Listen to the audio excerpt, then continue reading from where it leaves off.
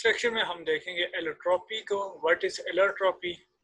तो एलोट्रॉपी क्या है? Existence of an element in more than one crystalline form is called allotropy. कि किसी भी एलिमेंट की जो एग्जिस्टेंस है एक से ज्यादा क्रिस्टलाइन फॉर्म में एग्जिस्ट करना, इस फिनोमेना को हम क्या कहेंगे? इस फिनोमेना को हम एलोट्रॉप कहेंगे। लेट्स सपोज अगर हम कार्बन की बात करें तो कार्बन जो है वो डिफरेंट जो है एलोट्रॉप में जो है वो एग्जिस्ट कर रहा होता है। लेट्स सपोज जो है डायमंड जो है वो प्योर कार्बन है, ठीक है। अगर हम डायमंड की एग्जांपल लें तो ये डायमंड कार्बन जो है वो डायमंड के फॉर्म में भी एग्जिस्ट कर रहा होता है, ठीक है। इसी तरह से जो है वो ये जो है in the form of graphite, ठीक है। ग्रेफाइट जो है उसकी फॉर्म में भी ये एग्जिस्ट कर रहा होता है, ठीक है।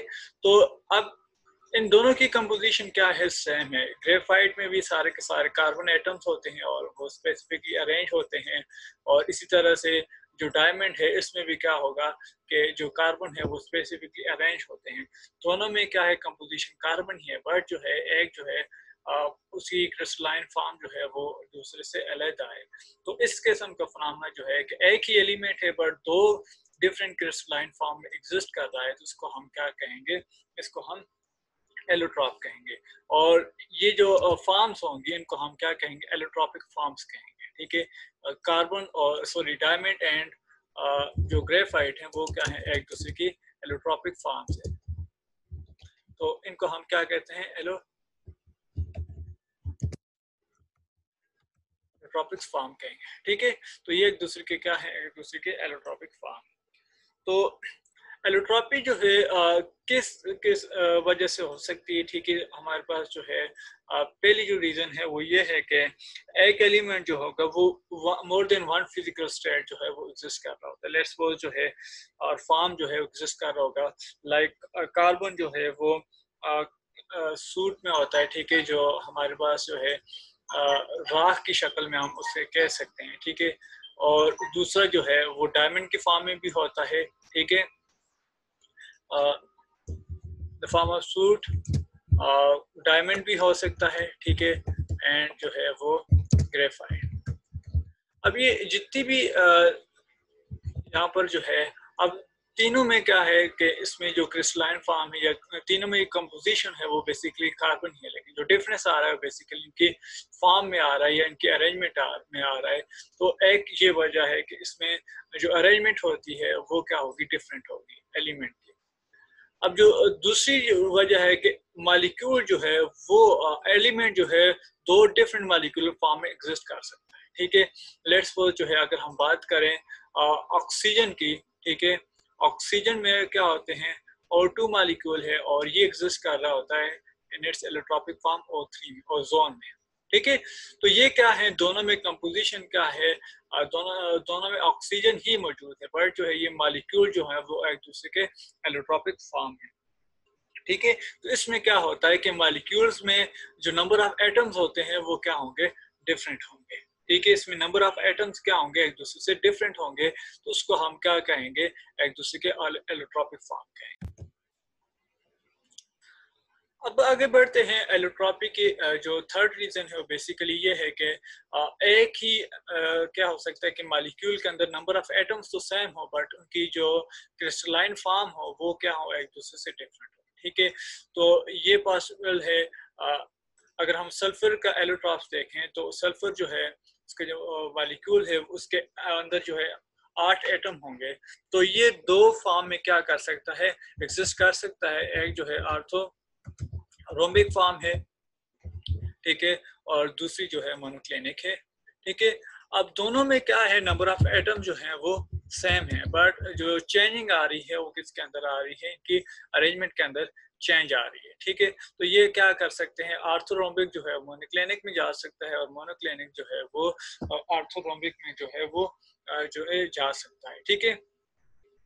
तो इसको हम क्या कहेंगे? ये एक तीसरी रीजन है जिसमें जो है वो एलिमेंट जो है वो डिफरेंट क्रिस्टलाइन फॉर्म में एग्जिस्ट कर रहा होगा, ठीक है। आर्थोरोम्बिक जो है वो हमारे पास शेप इस तरह से होती है। अगर आप रेक्टेंगुलर प्रिज्म की एग्जांपल ले लें, ठीक है। ये एक रेक्टेंगुलर है, ठीक है। और रेक्टेंगुलर प्रिज्म की अगर आप एग्जांपल ले लें तो ये आपके पास जो है वो आर्थोरोम्बिक हो जाएगा, ठीक है।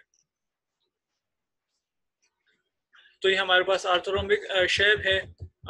ये इस तरह से एग्जिस्ट करते हैं इनके पार्टिकल्स। और मोनोक्लिनिक में भी क्या होता है कि जितनी भी साइड्स या फेसेस होंगे उनके दरमियान एंगल और उनके दरमियान जो है वो उनकी जो लेंथ होगी वो अनइक्वल होगी। इसको हम क्या कहते हैं, मोनोक्लिनिक शेप कहेंगे।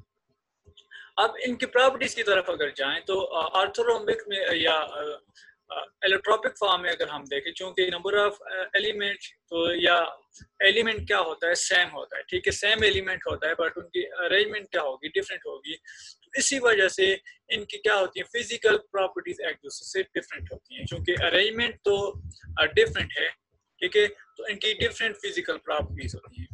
बट अगर हम इनकी कंपोजिशन में बात करें, एक ही तरह का एलिमेंट होता है, तो इसी की वजह से इनकी जो केमिकल प्रॉपर्टीज होती हैं वो क्या होती हैं, सेम होती हैं, ठीक है। तो हम एलोट्रॉपी में कह सकते हैं कि जो एलोट्रॉपिक फॉर्म होती हैं उनकी जो फिजिकल प्रॉपर्टीज होंगी वो डिफरेंट होती हैं, बट जो केमिकल प्रॉपर्टी होंगी वो क्या होंगी, सेम होंगी। तो सेम केमिकल प्रॉपर्टीज होती हैं बट डिफरेंट फिजिकल प्रॉपर्टीज होती हैं। अब बढ़ते हैं ट्रांजिशन टेम्परेचर की तरफ कि ट्रांजिशन टेम्परेचर क्या है, ठीक है। तो हमने ये बात की है, लेट्स सपोज इसी एग्जांपल को देख लेते हैं और इसी के बुनियाद पर जो है वो हम ट्रांजिशन टेम्परेचर को क्या डिस्कस करते हैं। तो ट्रांजिशन कहते हैं चेंज को, ठीक है, जो चेंज आ रही होती है। तो ट्रांजिशन स्टेट का क्या मतलब है कि ऐसा टेम्परेचर जिसमें चेंजिंग आ रही हो, ठीक है। तो चेंजिंग किस वक्त आ रही होगी, जब एक क्रिस्टलाइन फॉर्म जो है वो दूसरे क्रिस्टलाइन फॉर्म में चेंज हो रही होगी। तो इसको हम क्या कहेंगे, इसको